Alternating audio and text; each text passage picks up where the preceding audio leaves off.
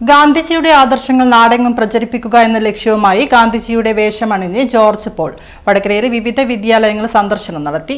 Gandhi film സൊസൈറ്റിയുടെ പ്രവർത്തനാഘോഷത്തോടനുബന്ധിച്ചാണ് George Paul വടകരയിലെത്തിയത്.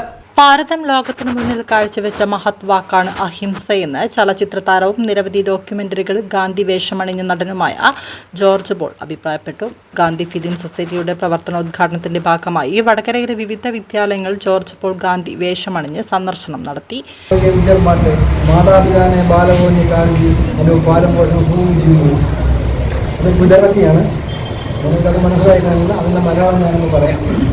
Vadakara SGMSB സ്കൂളിൽ വെച്ചാണ് യാത്രയുടെ തുടക്കം കുറിച്ചത്. ഹരീന്ദ്രൻ കരിമ്പനപ്പാലം, മോഹൻ PM, അനൂപ് കാരപ്പറ്റ എന്നിവർ നേതൃത്വം നൽകി.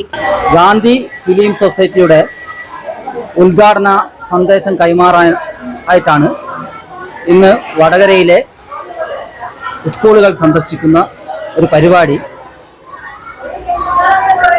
നിരവധി ഡോക്യുമെന്ററികളിലും ചലച്ചിത്രങ്ങളിലും ഗാന്ധിയായി വേഷമിട്ടുള്ള ശ്രീ ജോർജ് പോൾ സർ വടകരയിൽ എത്തിച്ചേർന്നു.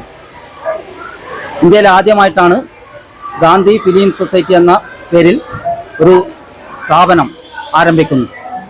ഗാന്ധിയൻ സന്ദേശങ്ങൾ ലോകമെമ്പാടും എത്തിക്കുകയാണ് ഫിലിം സൊസൈറ്റിയുടെ പ്രഥമ ഉദ്ദേശം.